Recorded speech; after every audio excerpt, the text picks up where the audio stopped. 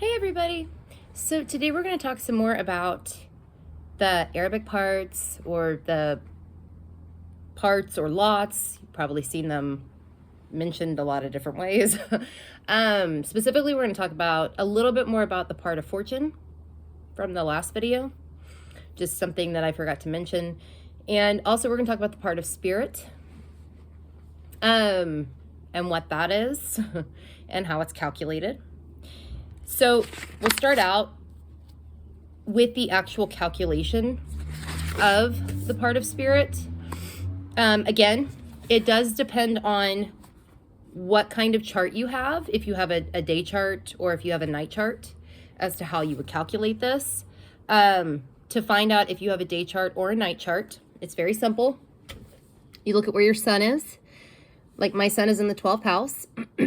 If your sun is in houses 7 through 12, above the horizon, then you have a day chart.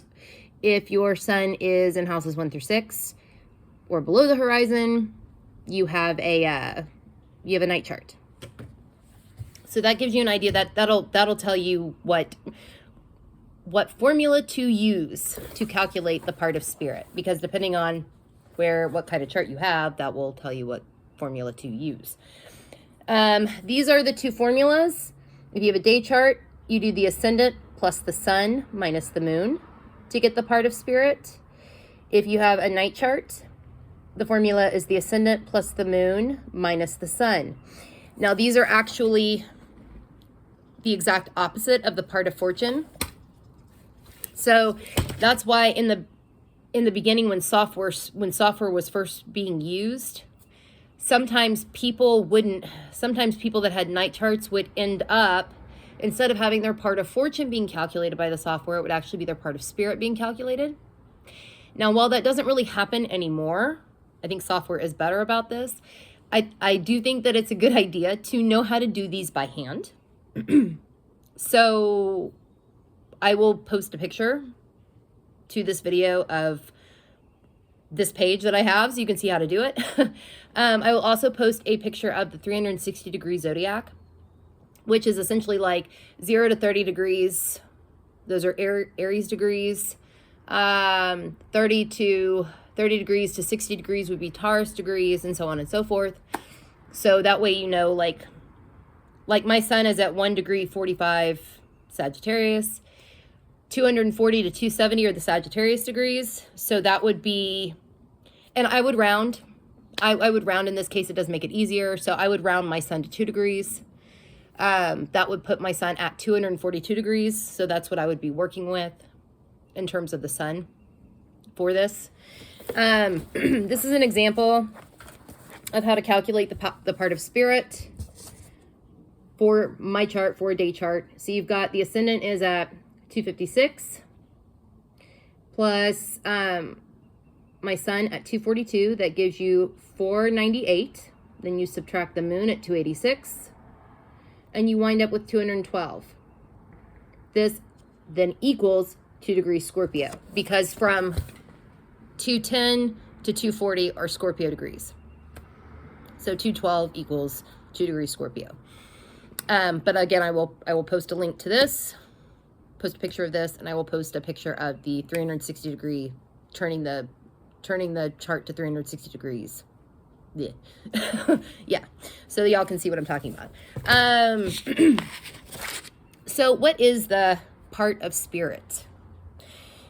The part of, the part of fortune deals more with like the physical body and deals more with like the person in the physical world.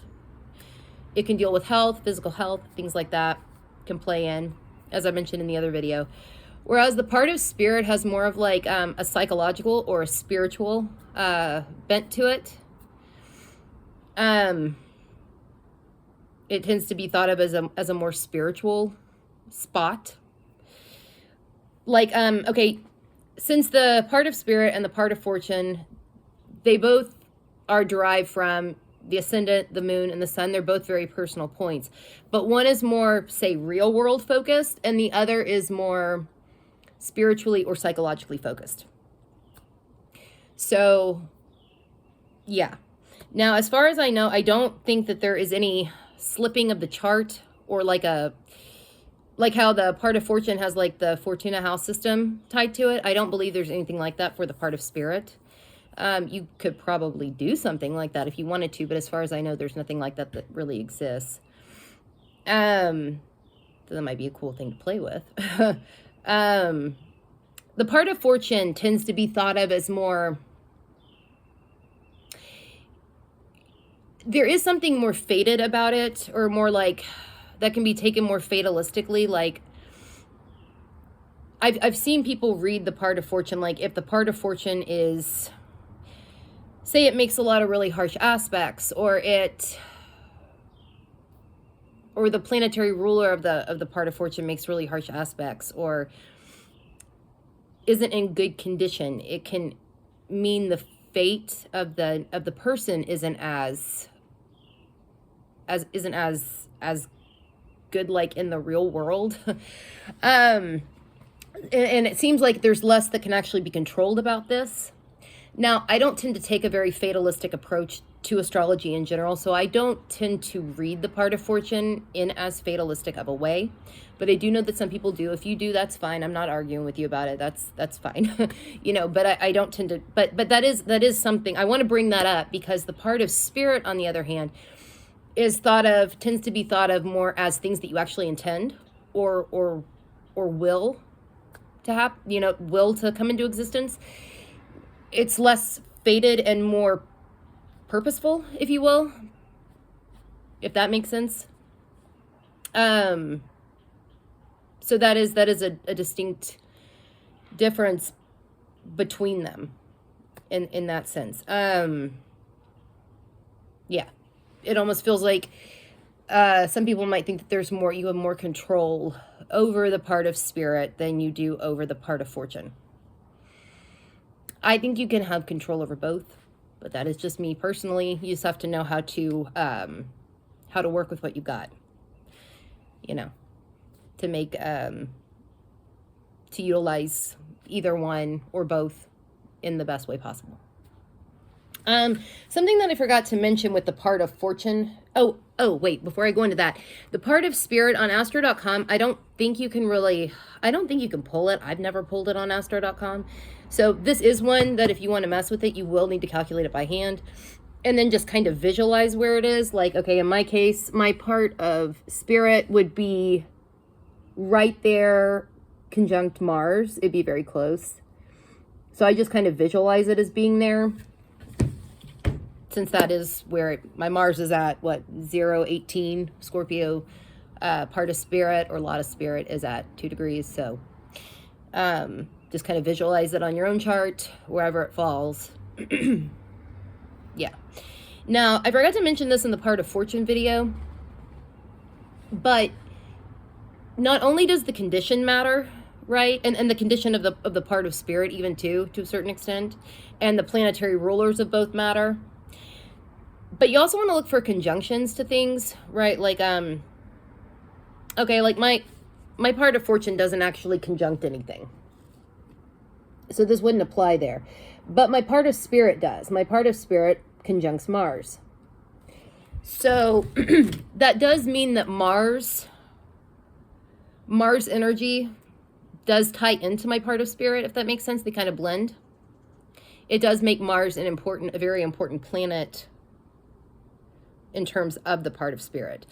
So if you've got a planet, and you know, you can also work with trines or squares or whatever you want to work with. But I do think that when you've got a planet conjunct, like the part of spirit, or a planet conjunct the part of fortune, or both, it does kind of give the part of spirit and the part of fortune a vehicle in which to operate through, a tangible vehicle to operate through. So I would definitely look and see if that happens to be the case for you, because if it does, it'll make that planet really important in terms of working with the part of spirit and the part of fortune. Definitely look into that too. And with the part of spirit, I would do the same thing that you do with the part of fortune. You know, you want to look at obviously any aspects that it makes, but also look at the planetary ruler or rulers of the part of spirit and see what kinds of aspects they're making. I like to use both traditional and modern rulership. You might only want to use one or the other. Whatever you want to do is fine. But like in my case, my part of spirit is at 2 degrees Scorpio, so I'd want to look at Mars, since Mars is a traditional ruler of Scorpio, and I'd want to look at Pluto, since it is the modern ruler. And then those by sign, house, aspects made, would help to flesh out my part of spirit further. And I would suggest that you do the same thing in your own charts. But yeah, I would definitely take a look at this. And because it might be that, you know, whatever's going on with your part of spirit, whether it's conjunct a planet or just, you know, where it falls by sign and house and where the planetary ruler of that falls, it might give you an idea of how to perhaps will things to be or intend things to be. It might also give you an idea about your own, it might give you another dynamic to your own, like, spiritual and psychological life. Spiritual and or psychological life. The part of spirit can also deal with health too.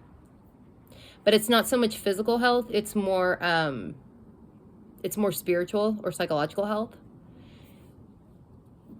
But it does deal with health too, just in those ways, whereas the part of fortune is more physical rooted. So, yeah. Anyway, I would definitely look at these. Definitely take a look at them. I think it's interesting.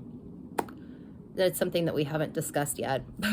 So now that we've discussed it in another video, I can get into what I think it might mean as far as being conjunct like the GC or something. Anyway, I'm gonna get going. If you want to follow us on Instagram, you can find us at Let's Fuck with Astrology. I'm at Saturn Season Astrology on Instagram. Natalie is at Eternal Astrology on Instagram. If you want to like or subscribe or whatever the fuck people do with videos on YouTube, you can find us by searching for Let's Fuck with Astrology in the YouTube search bar. If you're watching it on YouTube right now, you can like and subscribe below. And if you do the Reddit thing, come join us on the subreddit Let's Fuck with Astrology. Okay, y'all. I'll see y'all later.